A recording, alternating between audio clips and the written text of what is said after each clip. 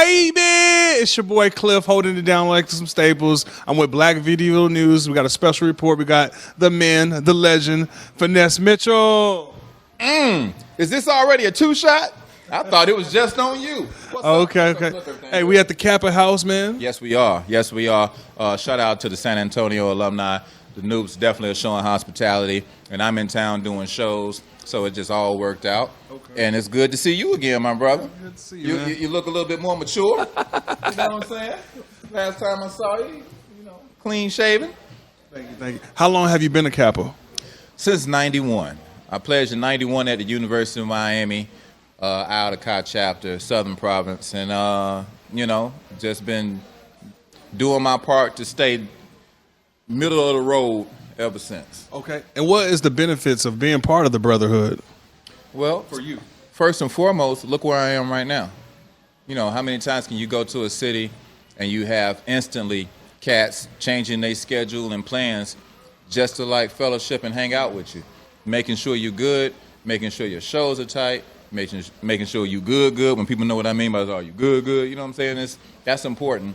And I think that's the number one benefit. The number two benefit is just inspiring the youth, man, because it's so many, I would say teenagers, and just, you got to grab them early nowadays. You could grab a 15, 16-year-old back in the day and say, yo, man, act right.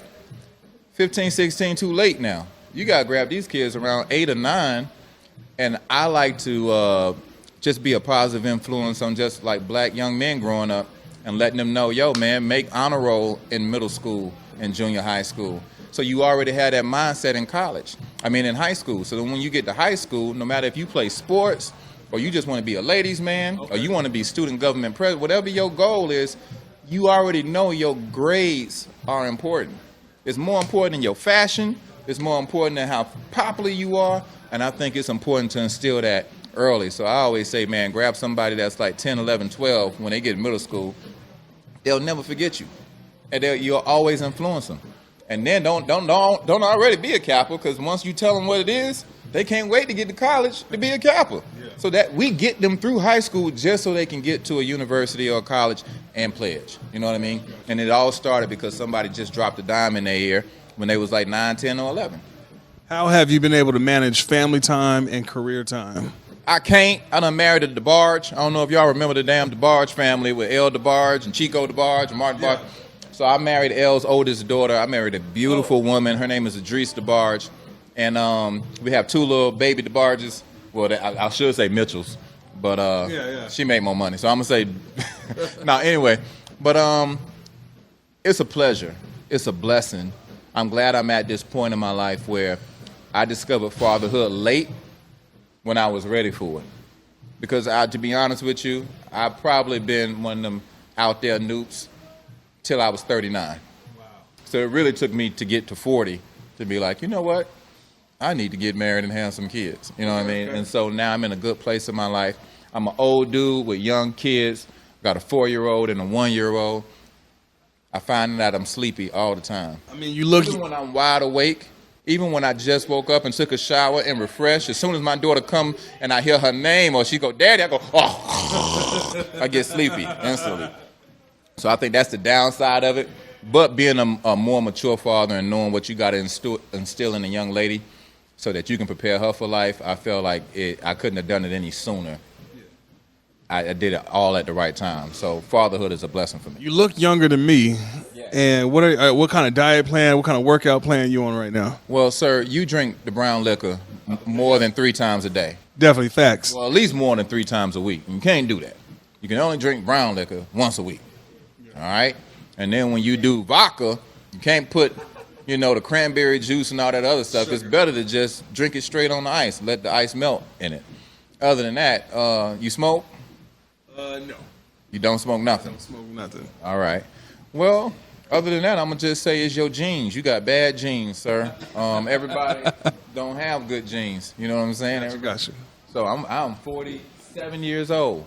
I just turned 47, June 12th, Gemini season. And I don't know, I guess I've been blessed in that regard as well, because I don't even have to use the Beijing in my beard. I still got the black beard popping. Bam. And I like the fact that you put me on game years ago. I would have never known what was my pump number until you brought it up. Yeah. You know what I'm saying? Thank you. Absolutely. Young men out there, count your pumps. You know what I'm saying?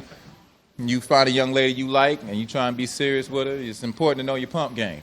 It's important to know if y'all lay down together and start having sex, how many pumps you got. Know it. So you'll know how the night gonna go. Don't be sitting up there saying we gonna go all night and then on 16 pumps, you done. You done. Only way you go all night is if you start at 11:59. You know what I'm saying? Then you can go into the next day. Then you can brag on that. But if you want to start at like 8:30ish, you better know your pump game. You know what I'm saying? Now, I know you did SNL a long time ago. Saturday Night Live. Let me give a shout out to somebody. Shout out to my main man, Keenan Thompson, who came in to Saturday Night Live with me, another AT alien.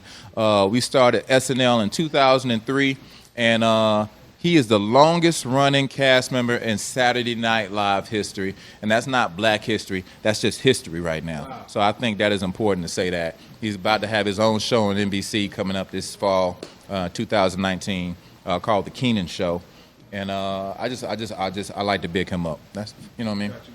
What was the freak or nothing, but you know what I'm saying? That's what was the audition process like for SNL? Saturday Night Live? Well, they was looking to replace Tracy Morgan at the time. So I don't know how many of y'all know Tracy Morgan, but he talked like that. And he always said, I'm going to get you pregnant. And but he was leaving the show. He had his own show coming out on 30 Rock, called 30 Rock on NBC. And Lauren Michaels they put it out there. We looking for the new black guy. And everybody auditioned. So if you from Chicago, whoever your favorite Chicago comedians are, from a Corey Holcomb to a D. Ray Davis to a Leon Rogers or whatever, if from New York, you got Capone and all them cats and talent.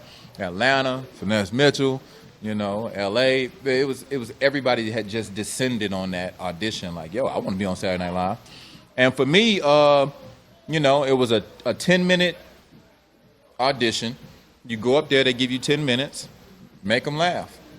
They're looking for original characters, and they're looking for impressions. If you can do that, then, it fits what they're looking for. And if they select your tape, your 10-minute tape, then they'll fly you to New York, and that's when you do it for real. And I think the 10 minutes will go down to 7 minutes. But 7 minutes is a long time. You know what I mean? There's nobody laughing. There's nobody in the audience. It's just you looking at a camera, and there's some people standing behind the table in the shadows, spotlight, small stage, and they say, begin. And you're like, and you just start doing your thing. Did you feel like you got it that day? Like, did you leave the audition like, oh, man, I messed up right here? Or I felt confident about it. I auditioned 4 times. And each one I felt like I was just on top of my game. I had the dopest routine at that time. There was a movie called Crouching Tiger, Hidden Dragon back in the day. And none of the trailers or commercials for this movie said the movie had subtitles. So when black people at the Magic Johnson Theater down on Crenshaw Boulevard back in L.A. found out they had to read for 2.5 hours, straight comedy. So I basically reenacted that whole scene, and I was like 8 different people sitting in a movie theater, and I recreated that scene.